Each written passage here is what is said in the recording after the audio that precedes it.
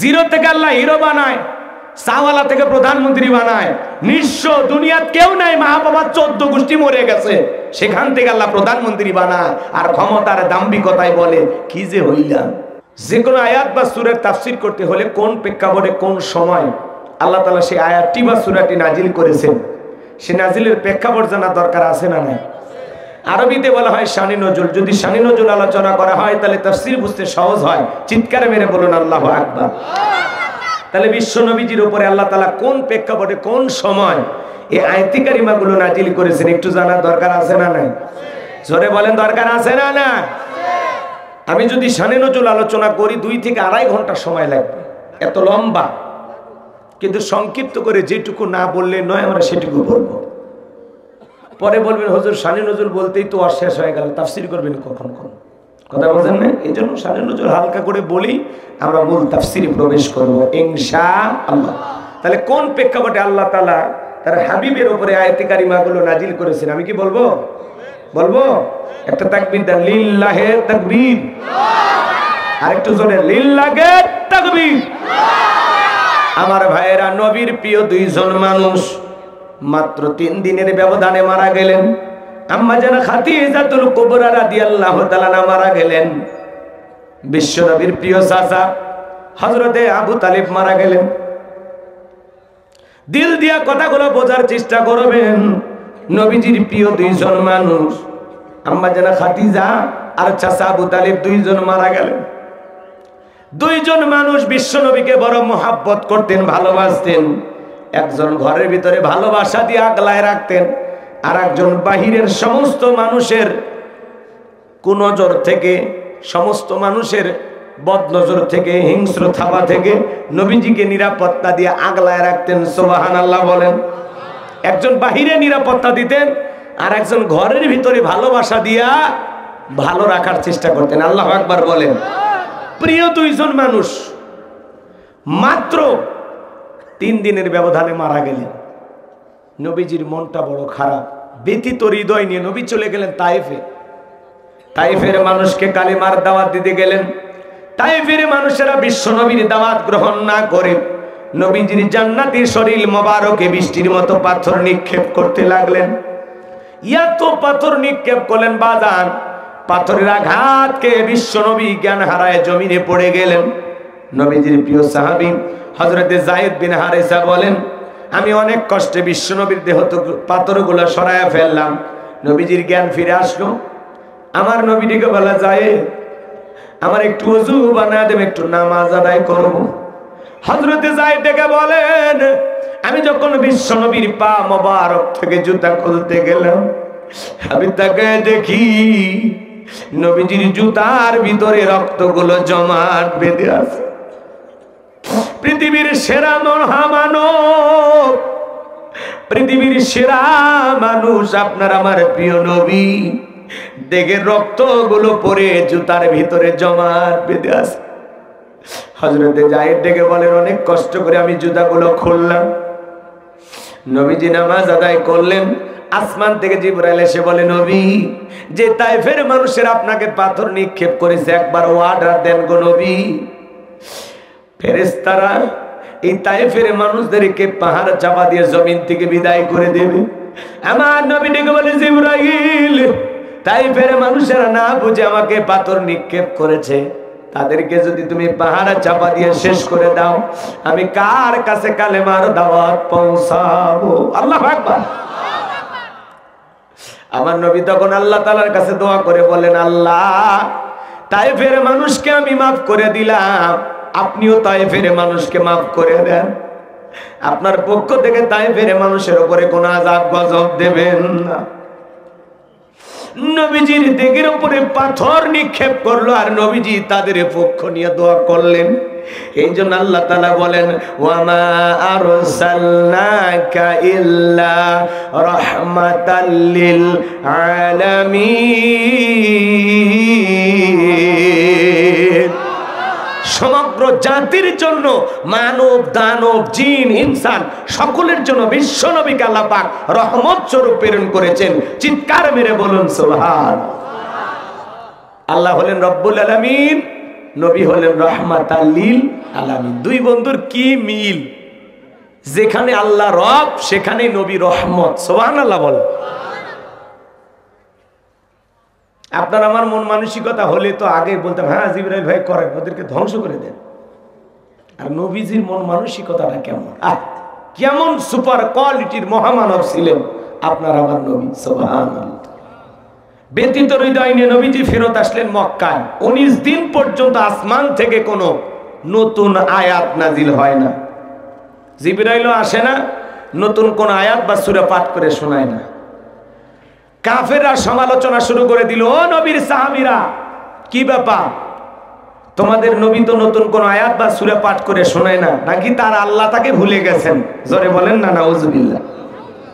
কাফেররা সমালোচনা শুরু করে দিল, ও নবীর সাহাবীরা কি ব্যাপার, তোমাদের নবী তো নতুন কোন আয়াত বা সূরা পাঠ করে শোনায় না, নাকি তার উপরে যে জিন ভর করেছিল সেই জিনটা বিদায় নিয়েছে? জোরে কর নাউজুবিল্লাহ।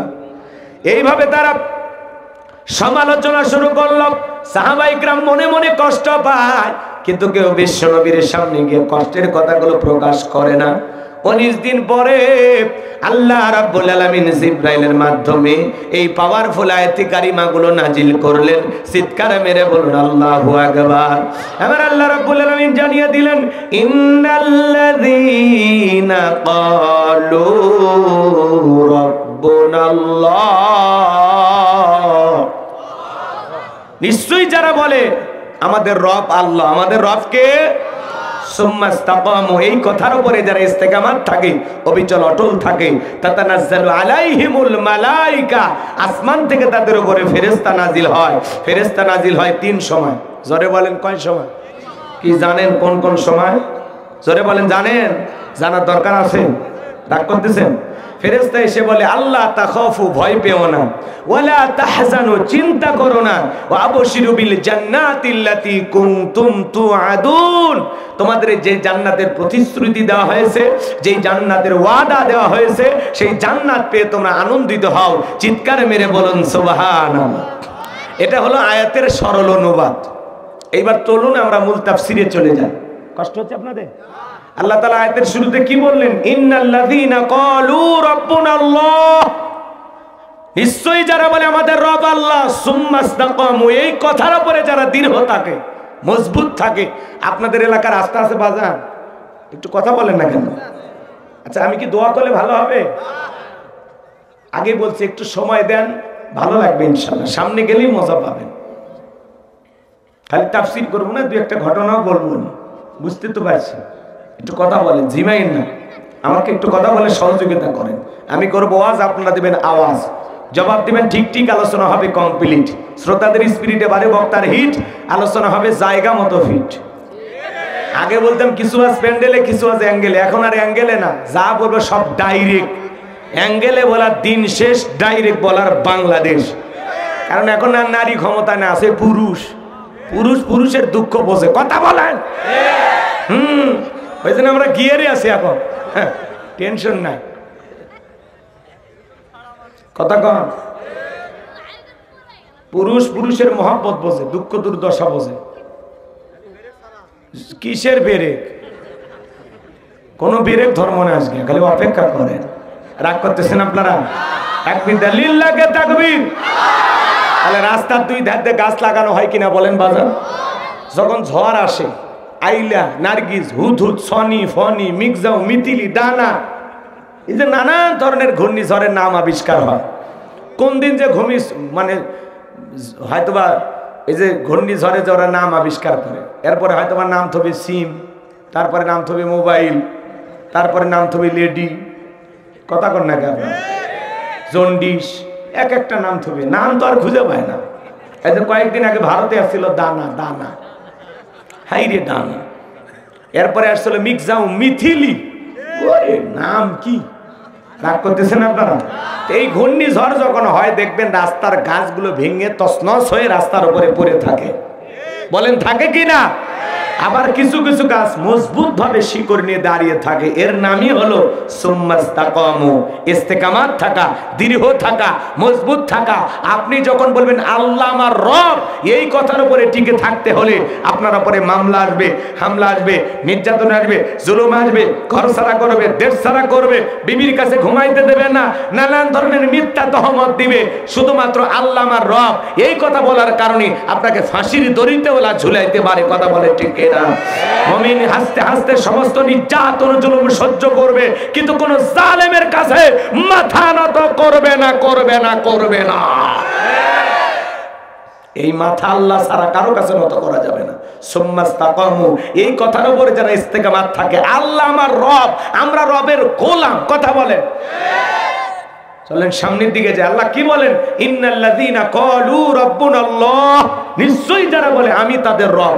ও বগুড়ার মুসলমান বাবাজিরা, ডান হাতটা তুলে শাহাদাত আঙ্গুলি দ্বারা ইশারা করে চিৎকার মেরে ডেকে বলেন তো আমাদের রব কি? আর একটু জোরে ডাক দেন, ভালোবেসে ডাক দেন আল্লাহ। আর একবার বলেন আল্লাহ। আল্লাহু আকবার, আল্লাহু আকবার কবীরা, লিল্লাহি তাকবীর। এই যে আল্লাহ আল্লাহ বলে ডাক দিলাম, আমাদের আল্লাহ খুশি না বেজা? দুনিয়াতে যদি বাবাকে ডাক দেন বাবা বাবা, ও বাবা, বাবা রাগান্বিত হলে অত বাবা বাবা করিস কেন, কি হয়েছে তোর, কি মরণের বিকেল উঠছে? মারে যদি ডাক দেন মা মা মা, ও মামা, মা রাগান্বিত হয়ে বলে বিয়ে দিলে 2 বাচ্চার বাবা হয়ে যাবি, মিয়া মিয়া ছাড়লি না।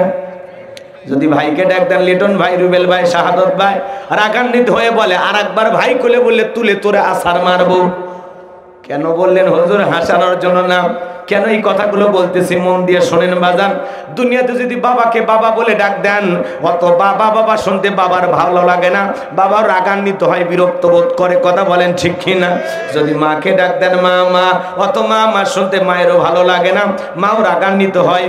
ভাইজান গো আমার, দুনিয়াতে যদি ভাইকে ভাই বলে ডাক দেন, অত ভাই ভাই শুনতে ভাইয়েরও ভালো লাগে না, ভাইয়ের রাগান্বিত হয়। কিন্তু এমন এক সৃষ্টিকর্তা, এমন এক স্রষ্টা, এমন এক আল্লাহ পেয়েছি, কোটি কোটি বার ডাক দিল বিরক্ত হন না। যিনি তিনি কে? যত ডাকবেন বেশি, তত আল্লাহর নিকটতম হইতে পারবেন, তত বেশি। কথা বলেন ঠিক কিনা? এজন্য ধ্যানে জ্ঞানে সব সময় জবান দিয়ে বের করব কার নাম। জোরে বলেন কার নাম? আমার ভাইয়েরা, কিন্তু আল্লাহ রাব্বুল আলামিন বলেন ইন্নাল ইনসানা লিরাব্বিহি লাকানুত, মানুষ বড় অকৃতজ্ঞ, মানুষ বড় অকৃতজ্ঞ। ডাইরেক্ট বাংলা ভাষায় যাকে বলা হয় নেমক হারাম। কথা কয় না? 2 বন্ধু, কথা কি বোঝেন নাই? 2 বন্ধু খুব চলাফেরা করে, একসাথে ওঠা বসা করে, গেঞ্জি কিনলে 2টা, মোবাইল কিনলে 2টা, প্যান্ট কিনলে 2টা, শার্ট কিনলে 2টা, ঘড়ি কিনলে 2টা।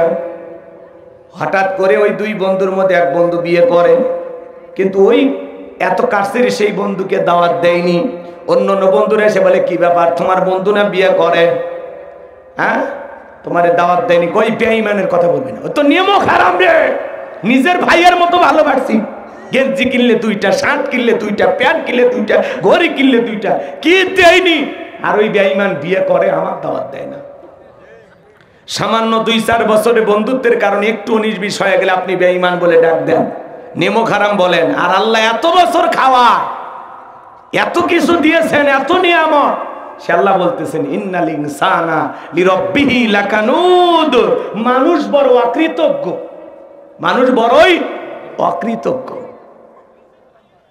যে আল্লাহ এত খাওয়ায়, সে আল্লাহর প্রশংসা আদায় করার দরকার আছে না নাই? আপনাদের অনেকের বাড়িতে থাকে মিস্টার ডগ, চেনেন না? কুকুর। কথা কন, ডাক করতেছেন নাকি আপনারা? বগুড়া কাহালু থেকে গরুর গোশত নিয়ে আসছেন, শুকনো একটা হাড় হাড্ডি দাঁতের তলে দিয়ে খাওয়ানোর অনেক চেষ্টা করলেন, কিন্তু দাঁত বলতেছে বস আমি পারবো না। তখন আপনি ডাক দেন এ লালু, লালু তখন লেজ নাড়তে নাড়তে আপনার সামনে হাজির। তখন ওই হাড্ডিটা, হাড়টা, আপনারা কি বলেন হাড্ডি, তো ওই হাড্ডি তখন কুকুরের সামনে দিয়ে বলেন খা ফি সাবিলিল্লাহ। কুকুর বলে বস বুঝতে পারছি আপনি ফেল করছেন, আমি ফেল করব না।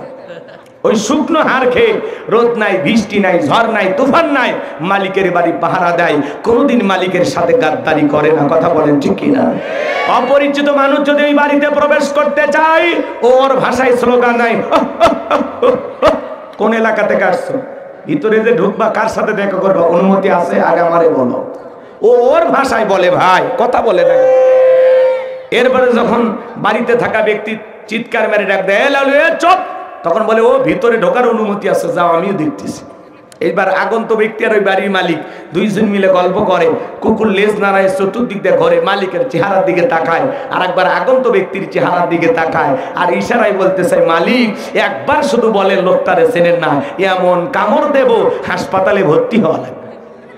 কিন্তু বাড়ির লোকটা যখন ধমক দেয় লালু যা যা এখান থেকে সরে যা, দুটো কথা বলতে দে, যা যা যা, তখন বলতেছে ও আপনার পরিচিত লোক, আগে বলবেন খামাকাই ডিউটিটা করলাম।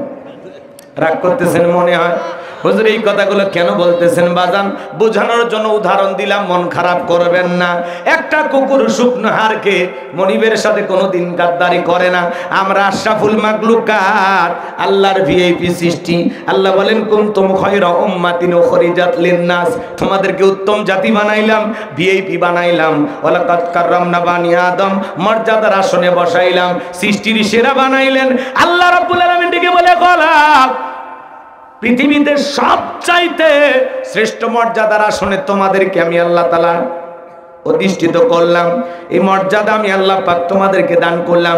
সৃষ্টির দিক দিয়ে তোমরাই সেরা। আল্লাহু আকবার বলেন। আমরা হলাম আশরাফুল মাখলুকাত, আল্লাহর ভিআইপি সৃষ্টি। আল্লাহ তাআলা বড় আদর করে ভালোবেসে আপনাকে আমাকে সৃষ্টি করেছেন। লাকাদ খালাকনাল ইনসানা ফি আহসানি তাকওয়িম, সুন্দর আকৃতি দিয়ে সুন্দর গঠন দিয়ে আল্লাহ তাআলা আপনাকে সৃষ্টি করেছেন, আমাকে সৃষ্টি করেছেন। এ বাজান গো আমার, একটা গরু ছাগল খাবার খায় মাথা নিচের দিকে নামাইতে হয়, হাঁস মুরগি খাবার খায় মাথা নিচের দিকে নামায়। আল্লাহ ডেকে বলে গোলাম তোরে আমি আশরাফুল মাখলুকাত বানাইছি, খাবার খাওয়ার জন্য গরু ছাগলের মতো তোর মাথাটা নিচু করতে হবে না। আমি আল্লাহ স্পেশাল দুইটা হাত দিলাম, কি সুন্দর কাঁটা চামচের মতো হাত, বৈশা খাইতে পারবি, দাঁড়ায় খাওয়া চলবে না, খাইলে গুনাহ হবে। কথা কয় না আদব হলো বৈশা খাওয়া, কথা বলে ঠিক কিনা?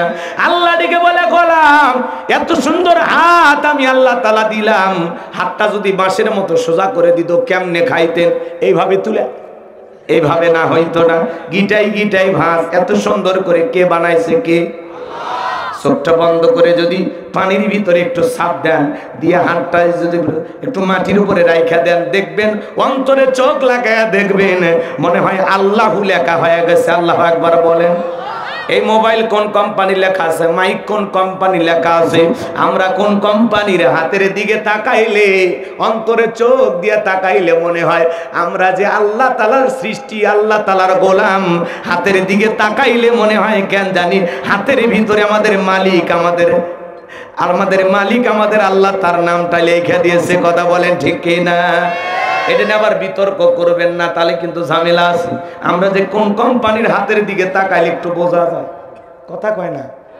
এই যে হা মোটা হয়, এই যে আলিফ, এই যে দেখেন লাম লাম, এই যে খাড়া জবর, এই যে মাঝখানের আঙ্গুলটা কত উঁচু, সবচাইতে বড়।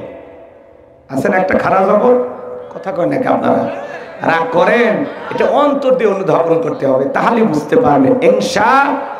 আমার ভাইয়েরা, আল্লাহ রাব্বুল আলামিন আপনাকে আমাকে এত সুন্দর করে সৃষ্টি করলেন। আল্লাহ ডেকে বলে গোলাম হাঁস মুরগি গরু ছাগলের মতো খাবার খাওয়ার জন্য মাথা নত করতে হবে না।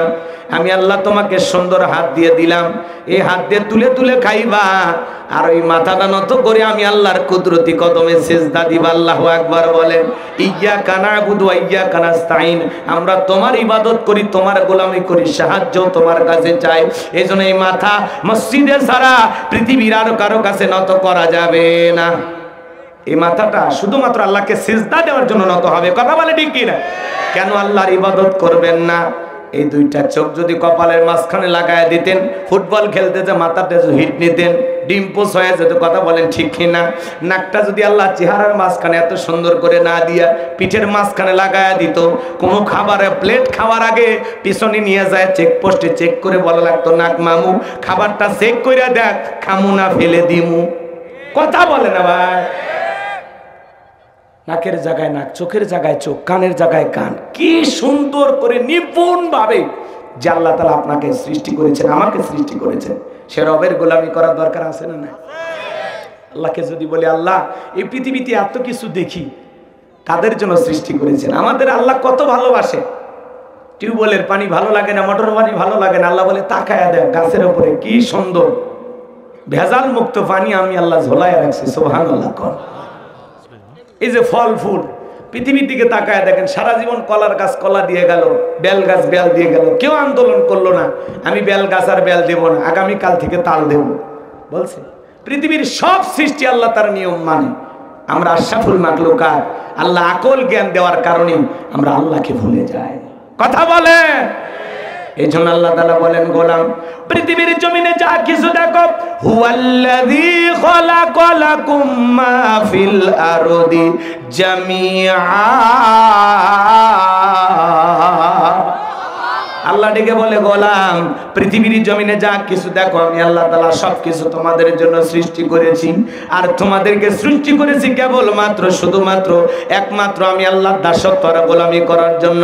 এই জন্য আল্লাহ রাব্বুল আলামিন বলেন, ওয়ামা খালাকতুল জিন্না ওয়াল ইনসা ইল্লা লিয়াবুদুন। আমি মানব জাতি আর জিন জাতিকে সৃষ্টি করেছি শুধুমাত্র কেবলমাত্র একমাত্র আমি আল্লাহর দাসত্ব আর গোলামি করার জন্য।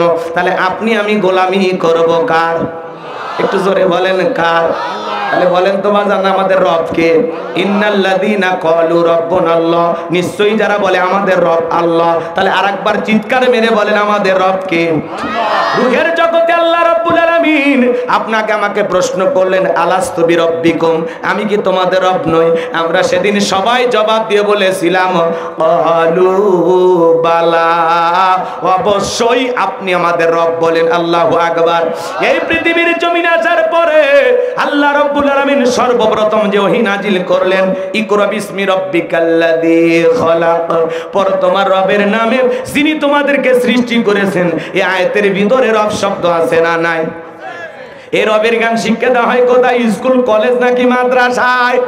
ছোট ছোট বাচ্চারা মাদ্রাসায় পড়ে কি সুন্দর বৈশা বৈশা পেশাব করে, দাঁড়িয়ে পেশাব করে না, ঢেলেগুলো ব্যবহার করে, বাড়িতে যা মাকে সালাম দেয়, বাবাকে সালাম দেয়, পাড়া প্রতিবেশীদেরকে সালাম দেয়, কি সুন্দর আদব কায়দা, কি সুন্দর চলাফেরা, দেখে মনটা ভরে যায়। 7-8 বছর বয়সের বাচ্চাটা, কথা বলেন ঠিক কিনা? আর কত ছেলে প্রাইমারিতে পড়াশোনা করে, স্কুলের ব্যাগটা পিছনে ঝোলা আছে, রাস্তার মধ্যে দাঁড়িয়ে সে পেশাব করতেছে, লিখতেছে। জিজ্ঞাসা করলো, বাবা কোন ক্লাসে? বড় কয় ক্লাস 3-তে। তো পেশাব করতেছে, লিখতেছো কয়? প্রাইমারি পেশাবখানায় যা দেখি আমার সারিটা দাঁড়িয়ে দেখে পেশাব করে। তার মানে যেমন দেখে তেমন শিখতেছে। কথা বলেন ঠিক কিনা? আমার ভাইয়েরা মনে রাখবেন, কবরের দেওয়া হবে শুধুমাত্র পেশাব থেকে পবিত্র হওয়ার জন্য করার কারণে। অনেক মুসলমান আমরা আছি গো, পেশাব করে 30-40 বছর বয়স হয়ে গেছে, পেশাব করে আস্তে উঠা যায়, টিস্যু নেয় না, মাটিও নেয় না, পানিও নেয় না, টপ টপ করে পরে লঙ্গিটা মেখে যায়, প্যান্টটা মেখে যায়, কিছুক্ষণ পরে আতরের সুগন্ধি বের হয়। আচ্ছা, আপনি মুসলমান, 30-40-50 বছর বয়স হয়েছে, পেশাব করে আপনি এমনি উঠে আসলেন, পানিও নিলেন না, ঢিলেগুলো কোনো কিছু ব্যবহার করলেন না, আপনার কি শরম নাই ভাই? এর কথা কন নাকি আপনারা? লজ্জা লাগে এই কথা শুনতে? কবরের ভিতরে শুধুমাত্র পেশাব থেকে পবিত্রতা অর্জন না করার কারণে অনেক মানুষকে শুধু একটা অপরাধে শাস্তি ভোগ করলে। কবরের ভিতরে আযাব হবে, শাস্তি হবে। কথা কি বানায় বলতেছি? বানায় বলতেছি? বিশ্বাস হয় কি না?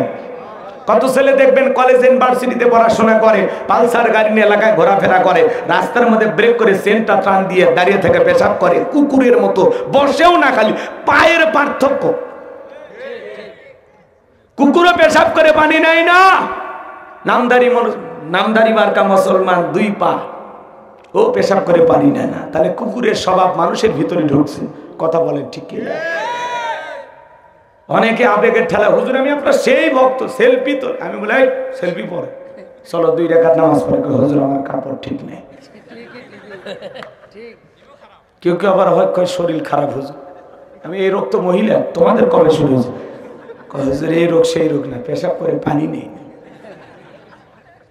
চিন্তা করেন, মুসলমান নিজেকে মুসলমান দাবি করে, অথচ পেশাব করে পানি নেওয়ার কথা মনে থাকে না। রাগ করতেছেন? মন খারাপ করবেন না বাজান। ছোট ছোট বাচ্চারা মাদ্রাসায় পড়ে, কি সুন্দর আদব কায়দা, দেখে দিলটা ভরে যায়। অনেক বিশ্ববিদ্যালয়ে শিক্ষককে পিটাইয়া ছাত্র কাপড় খুলে ল্যাংটা করে। কথা বলেন না কেন? আর মাদ্রাসার দিকে তাকায় দেখেন, পিটা তো দূরের কথা, ওস্তাদের পায়ে ওযুর পানি ঢেলে দেয়। এটা কিসের জন্য? শুধুমাত্র কোরআন আর সুন্নাহর জ্ঞান চর্চা করার কারণে। কথা বলে ঠিক কিনা? এই জন্য বলতে চাই, আপনার সন্তানকে যদি মানুষের মতো মানুষ বানাইতে চান, মাদ্রাসায় পড়ানো ছাড়া বিকল্প কোনো রাস্তা খোলা নাই। কথা বলে ঠিক কিনা? আল্লাহ আমাদের সঠিক বুঝ দান করুন। জোরে বলুন আমিন। আমার ভাইয়েরা, তাহলে সন্তানদেরকে মাদ্রাসায় দিবেন তো ইনশাআল্লাহ। তাহলে আল্লাহ রাব্বুল আলামিন বলেন, ইকরা বিসমি রাব্বিকাল্লাযী খলাক, পর তোমার রবের নামে যিনি তোমাদেরকে সৃষ্টি করেছেন সেই রবের জ্ঞান অর্জন করব তো ইনশাআল্লাহ। আল্লাহ সবাইকে রবের জ্ঞান অর্জন করার তৌফিক দান করুন। কোরআন সুন্নাহর সঠিক বুঝ দান করুন। কোরআন সুন্নাহর সঠিক জ্ঞান দান করুন। একটু চিল্লায়ে বলেন আমিন। পবিত্র কুরআনুল কারীমের 1 নাম্বার সূরা সূরাতুল ফাতিহার 1 নাম্বার আয়াত, জবান ছেড়ে সবাই বলুন আলহামদুলিল্লাহি রাব্বিল আলামিন। সমস্ত প্রশংসা, যাবতীয় প্রশংসার একমাত্র মালিক তিনি, সৃষ্টিকুলের রব, আমাদের প্রতিপালক, আমাদের আল্লাহ যিনি। আয়াতের ভিতরে রব শব্দ আছে না নাই? আপনি আমি যখন রুকুতে চলে যাই কি তাসবিহ পাঠ করি? সুবহান রাব্বিয়াল আযীম, সুবহান রাব্বিয়াল আযীম। রব শব্দ আছে না নাই? রুকুতে দাঁড়ানোর সময় কি বলি?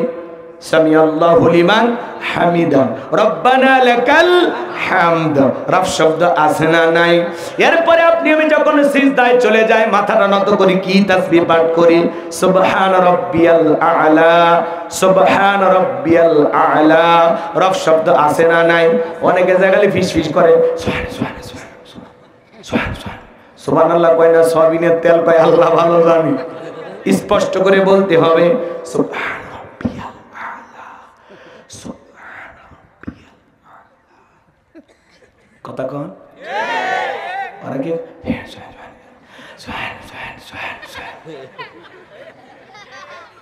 স্পষ্ট করে বলবেন সুবহান রাব্বিয়াল আ'লা। মনে থাকবে? নামাজের সালাম ফিরানোর পরে আল্লাহ তাআলার কাছে যখন হাত তুলে আমরা দোয়া করি, কি বলি? রব্বানা আতিনা ফিদ দুনিয়া হাসানাতাও ওয়া ফিল আখিরাতি হাসানাতাও ওয়া কিনা আযাবান নার। সূরা বাকারার 201 নম্বর আয়াত। আল্লাহ তাআলার কাছে ডেকে বলি, আমাদের রব, আমাদেরকে দুনিয়ার কল্যাণ দান করো, আখিরাতের কল্যাণ দান করো, ওই কঠিন জাহান্নামের আগুন থেকে আমাদের মুক্তি দাও। ইহকাল পরকালের কল্যাণ দেওয়ার মালিক কে? আল্লাহ। জাহান্নামের আগুন থেকে বাঁচানোর মালিক কে? এবার জানবো আমার পবিত্র কোরআনুল কারীমের সর্বশেষ যে সূরা, সূরাটির নাম হলো নাস, তার 1 নাম্বার আয়াত, কুল আউযু বিরাব্বিন নাস। এই আয়াতের ভিতরে রব শব্দ আছে না নাই? জীবনের পরতে পরতে সব জায়গায় রব। আপনি আমি যেদিন মারা যাব, দিলটা নরম করে শুনে যান বাজার, ওই মসজিদের মাইকে এলান জারি হবে, এই গ্রামের অমুক ব্যক্তি বেঁচে নাই, ইন্না লিল্লাহি ওয়া ইন্না ইলাইহি রাজিউন। আপনার আমার মৃত্যুর সংবাদ শোনার পরে ছেলে কেঁদে বলবে বাবা নাই, মেয়ে কেঁদে বলবে বাবা নাই, প্রিয়তম স্ত্রী কেঁদে বলবে আমার স্বামী নাই, মা বাবা বেঁচে থাকলে বলবে কলিজার ধনটা হারাইলাম। এবার আমার আত্মীয় স্বজনের সবাই আপনাকে আমাকে জীবনের শেষ বিদায় দেওয়ার জন্য বাড়িতে হাজির হয়ে যাবে। এমন বিবি কি কখনো পাওয়া যাবে? রাত 2টায় স্বামী মারা গেছে, কোন বিবি যদি নিঃশ্বাসটা নাকের ভিতরে হাতটা দিয়ে টের পায় যে আমার স্বামীর নিঃশ্বাসটা বন্ধ হয়ে গেছে, আমার স্বামী আর জীবিত নাই, কোন স্ত্রী কি বলবে এই তো 6টা বাজলে ভোর হয়ে যাবে, 4টা ঘন্টা একটু মিনিট স্বামীর সাথে ঘুমায় থাকি? দুনিয়ার কোন বিবি কি বলেন বাজার আপনি আমি মারা গেলে 2-4 ঘন্টা কি আপনার আমার পাশে ঘুমাবে? জোরে বলেন ঘুমাবে? যদি টের পায় স্বামী মারা গেছে, দেরি করবে না, চিৎকার মেরে ডেকে বলবে কে কোথায় আসো, আমাকে আমার অমুকের বাবা তো মারা গেছে, তাড়াতাড়ি করে চলে আসো। ওই রাত 1টা 2টা 3টার দিকে আপনার বানানো তৈরি করা বাড়ি ঘর সেখান থেকে বের করে দেবে বাজার। আপনাকে আমাকে গোসল দেওয়ার জন্য দামি টাইসালা বাথরুমটা বানাইছেন, লাখ লাখ টাকা খরচ করে চাইনা টাইলস দিয়া কয়েক লক্ষ টাকা খরচ করেছেন বাজার। জীবনের শেষ গোসলটা ওই দামি বাথরুমের ভিতরে হবে না। এ বাজার একটা ছোট্ট চৌকি বা খাটের উপরে শুয়াইয়া মাসরির তলে আপনার আমার জীবনের শেষ গোসলটা হবে। ছোট্ট সন্তান না বুঝে কাঁদে আর বলে, আম্মু বাবা কেন গোসলখানায় গোসল করে না? আমার বাবার কেন অন্য মানুষ গোসল করে দেয়? আমার বাবা কেন আমাদের সাথে কথা বলে না? ছোট্ট সন্তানগুলো হাউমাউ করে কান্নাকাটি করবে। ওদের কথার জবাব দেওয়ার ক্ষমতা আপনার আমার থাকবে না। কেউ যাবে বড়ই পাতার গরম পানি দেয়া পানি রেডি করবে, কেউ যাবে বাজারের বাঁশগুলো কাটার জন্য, কেউ যাবে কোদাল নিয়ে আপনার আমার জীবনের শেষ বাড়িটা খনন করার জন্য, কেউ বাবা যাবে দোকানে কাপড় কেনার জন্য। আপনাকে আমাকে শেষ বিদায় দেওয়ার জন্য সবাই প্রস্তুতি গ্রহণ করবে। আজকে আমি যদি মারা যাই বাজান, মাহফিলেই যদি মারা যায়, আমার লাশটা বাড়িতে পৌঁছার আগেই আমার কিন্তু জীবনের শেষ বিদায়ের আয়োজন শুরু হয়ে যাবে। ছেলেটা বলবে, আব্বা অনেক আগে মারা গেছে, তাড়াতাড়ি করে কবরটা খনন করো। বিবি বলবে, বেশিক্ষণ দেরি করা যাবে না, আসা মাত্রই জানাজা পড়ে কবরে শায়িত করা লাগবে। আপনি যদি ঢাকায় মারা যান, লাশটা বগুড়া কাহালুতে আসার আগে আপনার কবর খোঁড়া শেষ হয়ে যায়। এ বাজার গো আমার দিল নরম করে কথাগুলো চলে যান বাজার। আপনি আমি যেদিন মারা যাব, মায়ের কোল থেকে মায়ের গর্ভ থেকে যেমন দুনিয়াতে এসেছিলাম, পোশাক ছিল না। জীবনের শেষ গোসলটা যেদিন করা দেবে, দেখে কোনো পোশাক থাকবে না। আপনাকে আমাকে লক্ষ্য করে গোসল করায় দেবে, কাপড়ের মধ্যে চকলেটের মতো মোড়াইয়া, আতর সুরমা লাগাইয়া, জনমের মতো সাজাইয়া মসজিদের খাটিয়াতে তৈলা 4 জন বরযাত্রী ধইরা একে একে কবরস্থানে নিয়ে যাবে। লাশটা নামানোর জন্য 3 জন মানুষ কবরে নামবে, মনে হবে এরা আমার সাথী হবে, কিন্তু না। কবরে লাশটা রাখার পরে মুখটা কেবলামুখী করে দিয়ে একে একে সবাই কবর থেকে উঠে আসবে। বাঁশের বিছানাগুলো যখন কবরের ওপরে বেছায়া দেবে, ছোট ছোট ছিদ্রগুলো দিয়ে হালকা একটু আলো কবরে প্রবেশ করবে। এরপরে যখন কবরের ওপরে মনকে মন মাটি চাপা দেবে বাজা, কবরটা হয়ে যাবে অন্ধকার। আত্মীয় স্বজন সবাই কবর দিয়ে একে একে চলে আসবে। ওদের পায়ের আওয়াজ আপনি আমি শুনতে পাবো।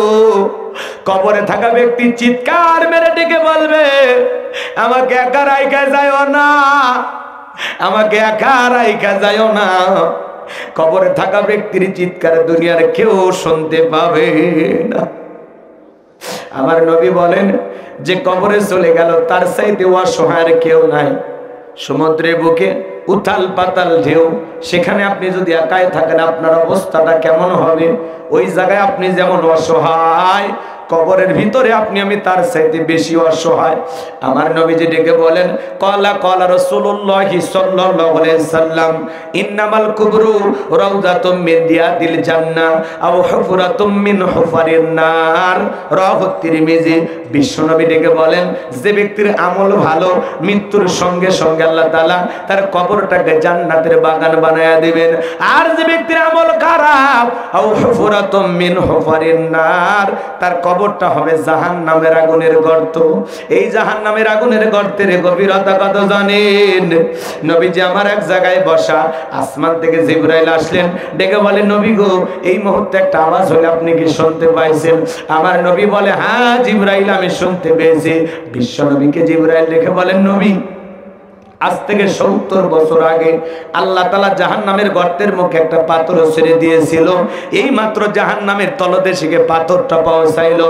চিন্তা করেন বাজার, একটা পাথর ছেড়ে দিলে যদি 70 বছর সময় লাগে নিচে পড়তে, আল্লাহ না করুক আপনার আমার গুনাহের কারণে, অপরাধের কারণে আসমান জমিনের মালিক আল্লাহ বেজার হইয়া একবার যদি জাহান্নামের গর্তের আগুনে ফেলে দেয়, আপনার আমার বাঁচার কিন্তু কোনো উপায় নাই। দুনিয়ার আগুনের চাইতে জাহান্নামের আগুনের পাওয়ার 70 গুণ বেশি। জাহান্নামের আগুনে যারে কলিজায় লাগবে বাজার, দেখের ভিতরে আগুন লাগলে মনে হবে কলিজাটা পুরে ছাই হয়ে যাবে। ইন্নাহা সাআত মুস্তাকাররা ওয়া মুকামা, নিশ্চয়ই আবাসস্থল হিসাবে, বসতির জায়গা হিসাবে ওই জাহান্নাম হলো নিকৃষ্টতম একটা স্থান। জাহান্নাম সুখের জায়গা না, ওইটা হলো যন্ত্রণার কারখানা। এ বাজান গো আমার, এই জন্য আল্লাহ রাব্বুল আলামিন বলেন ফামাই আমাল মিসকালা যাররাতিন খায়রান ইয়ারা ওয়া মাই আমাল মিসকালা যাররাতিন শাররান ইয়ারা। বান্দারে, তুমি যদি যাররা পরিমাণে অনুপরিমাণে নেক আমল করো, ওইটাও তোমার আমল নামে লিপিবদ্ধ করা হবে। তুমি যদি যাররা পরিমাণে অনুপরিমাণে বদ আমল করো, ওইটাও তোমার আমল নামে লিপিবদ্ধ করা হবে। আর যারা গুনাহ নিয়ে একবার অন্ধকার কবরে যাবে, ওই কবরের ডানের মাটি বামে চলে যাবে, বামের মাটি ডানে চলে যাবে। এমন জোরে চাপ দেবে বাজার, এক পাজরের হাড় অন্য পাজরে ঢুকে যাবে। কবরে থাকা অন্ধ ফেরেশতা চোখে দেখে না, কানে শোনে না, হাতুড়ি দিয়ে আঘাত করবে, দেহটা চূর্ণ বিচূর্ণ হয়ে যাবে। কবরে থাকা বিষাক্ত সাপ একবার যদি সবল মারে, দেহটা 70 হাত মাটির নিচে চলে যাবে, দেহটা বিষে লীলবর্ণ হয়ে যাবে। ওই কবর কিন্তু কঠিন জায়গা, কবর কিন্তু জায়গা ভালো না বাজান, কবর কিন্তু জায়গা ভালো না। বড় ভয় লাগে কবরে একা একা আমরা কেমনে থাকবো, ওই কবরে আমার কি হবে। হে যুবক, তুমি 31 নাইট পালন করো, হ্যাপি নিউ ইয়ার পালন করো, 14 ফেব্রুয়ারি পালন করো, রং তামাশায় মেতে আসো, বক্স ভাড়া নিয়ে ডিক ডিক করে মাটি কাঁপাইতেছো, গান বাজনার আওয়াজে আজকে তুমি মাটি কাঁপাইতেছো। হে যুবক, একদিন এই মাটির নিচে তুমি যাইবা। হে যুবক, দুনিয়াতে যেমন গান বাজায় মাটি কাঁপাইছো, একদিন কিন্তু ওই কবর তোরে কোলে নিয়া কাঁপাবে। সেই দিন দেখার কেউ থাকবে না। কবর কিন্তু জায়গা ভালো না, কবর জায়গা ভালো। 6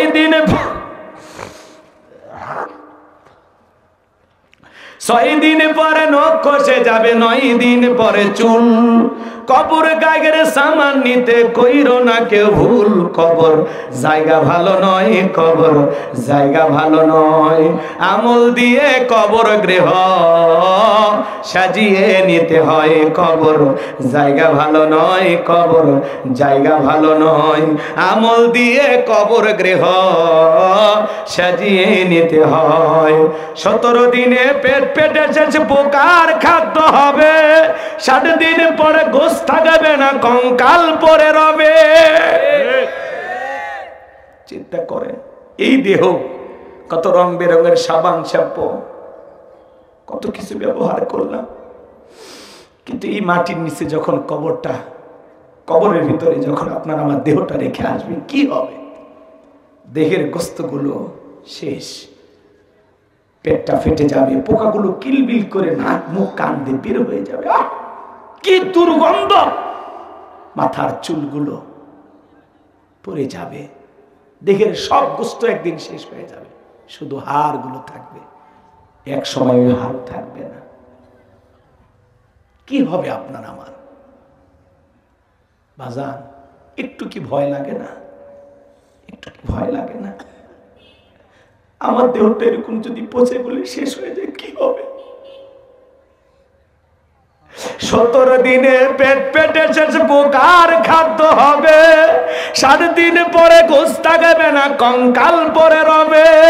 90 দিন হাড়গুলি সব, 90 দিনে হাড়গুলি সব আলাদা হয়ে রয়। কবর জায়গা ভালো নয়, কবর জায়গা ভালো নয়।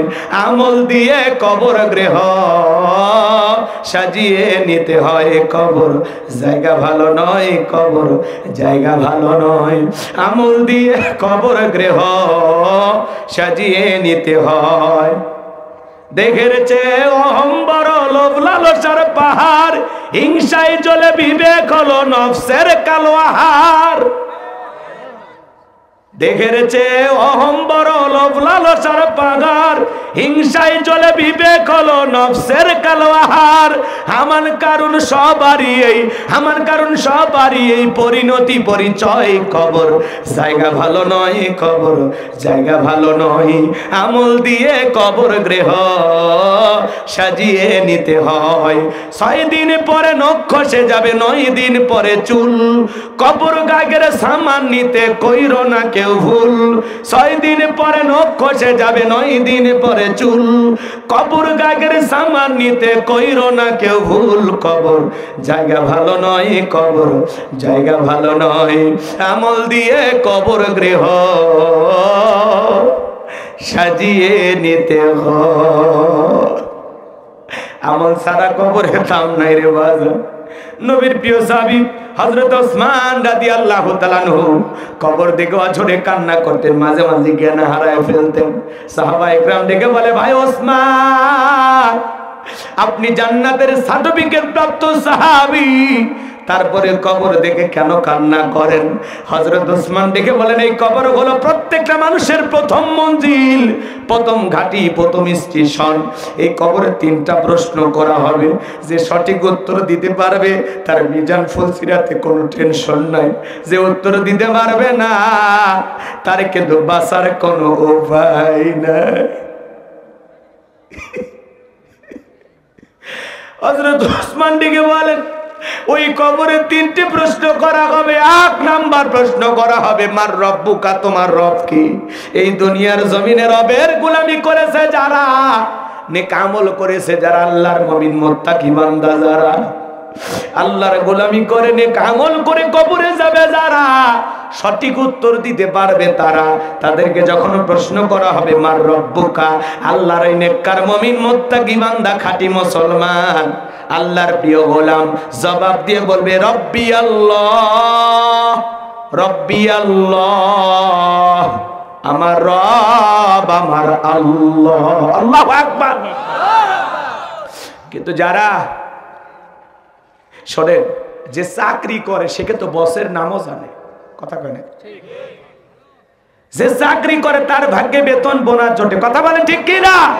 এই দুনিয়াতে যারা আল্লাহর গোলামি করবে, যাদের রবের সাথে সম্পর্ক ছিল, এই পৃথিবীর জমিনে যারা রবের বিধান মোতাবেক চলেছিল, তারা কবরে যায় রবকে ভুলবে না।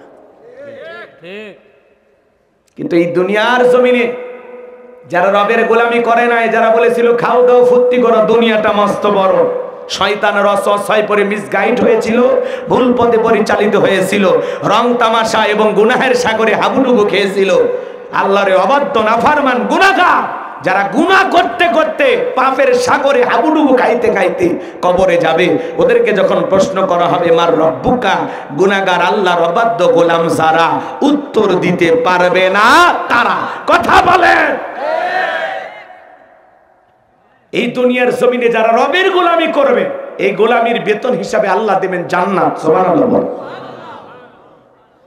আর এই গোলামির, শোনেন, এই গোলামি যারা করে জান্নাতে যাবে, এই জান্নাতীদের সবচাইতে আনন্দের বিষয়, ভালো লাগার বিষয়, খুশির বিষয় দিদার ইলাহি, আল্লাহ পাক জান্নাতীদের সাথে সাক্ষাৎ করবেন। সুবহানাল্লাহ বলেন। যত জান্নাতি আছে সবার সাথে আল্লাহ তাআলা সাক্ষাৎ করবেন। আকাশের পূর্ণিমার চাঁদ দেখতে যেমন সমস্যা হয় না, মহান মালিক আল্লাহ তাআলাকে জান্নাতীরা তেমনি ভাবে দেখবে। সুবহানাল্লাহ বলেন। আচ্ছা, পূর্ণিমার চাঁদ দেখতে কষ্ট হয়? আল্লাহ তাআলা যেদিন জান্নাতীদের সাথে সাক্ষাৎ করবেন, আল্লাহ তার কুদরতের জবান দিয়ে বলবেন, আমার সামনে থাকা পর্দাগুলো সরে যাও। ৭০,০০০ নূরের পর্দা সব সরে যাবে। সুবহানাল্লাহ। জান্নাতের ভিতরে একটা ভিআইপি মহা সম্মেলন হবে, বিশাল একটা প্রোগ্রাম হবে। আল্লাহু আকবার বলেন। এই জান্নাতের প্রোগ্রামের সভাপতি হবেন আমার আল্লাহ, প্রধান অতিথি বিশ্বনবী মুহাম্মদ রাসূলুল্লাহ সাল্লাল্লাহু আলাইহি সাল্লাম, আর বিশেষ অতিথি হলো সব পয়গাম্বার। আর আগত যত জান্নাতীরা, জান্নাতে আল্লাহ তাআলা যাদেরকে নেবেন, এই জান্নাতি সমস্ত মানুষেরা হবে সেই প্রোগ্রামের শ্রোতা। সুবহানাল্লাহ বলেন। কষ্ট হয় আমার কথায়? আমলের কথাগুলো শুনে যান বাজান, সামনের দিকে যায়, আমি আপনাদেরকে কষ্ট দেব না। তাহলে বলেন তো, কবরে 1 নাম্বার প্রশ্ন, মার রব্বুকা, তোমার রবকে। জীবনের পরতে পরতে সব জায়গায় রব আছে না নাই? একটু জোরে বলেন, আছে না নাই? এইজন্য আল্লাহ বলেন, ইন্নাল্লাযীনা ক্বালু রাব্বুনাল্লাহ, নিশ্চয়ই যারা বলে আমি তাদের রব। আমাদের রব কে? জোরে বলেন, কে? রবের 1 নাম্বার অর্থ হলো, রব মানে সৃষ্টিকর্তা। জোরে বলেন, কি কর্তা? আর একটু জোরে বলেন, কি কর্তা? মন খারাপ করতেছেন মনে হয় আপনারা, গভীর মনোযোগ দিয়ে কথাগুলো বোঝার এবং শোনার চেষ্টা করবেন বাজান গো আমার। আল্লাহ রাব্বুল আলামিন বলেন, ইয়া আইয়ুহান নাসু উবুদু রাব্বাকুমুল্লাযী খালাকাকুম ওয়াল্লাযীনা মিন ক্বাবলিকুম লাআল্লাকুম তাত্তাকুন।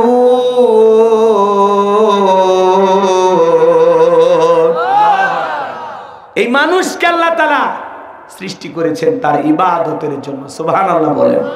রবের 1 নাম্বার অর্থ হলো, রব মানে সৃষ্টিকর্তা। আমাদের সৃষ্টি করেছেন কে? জোরে বলেন, কে? তাহলে গোলামি হবে কার?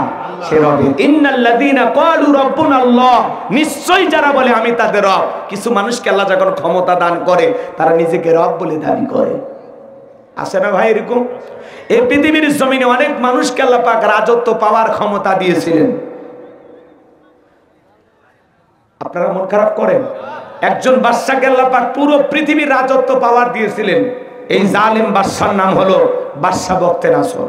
জোরে বলেন, কি নাম? পুরো পৃথিবীর ক্ষমতা আল্লাহ তাআলা তাকে দিয়েছিলেন। ওই জামান আল্লাহ তাআলা তার একজন পয়গাম্বার পাঠিয়েছিলেন। দেখেন, জিরো থেকে হিরো বানায় কে? ক্ষমতা দেওয়ার মালিক কে? রাগ করেন নাকি আপনারা? জিরো থেকে আল্লাহ হিরো বানায়, সাওয়ালা থেকে প্রধানমন্ত্রী বানায়।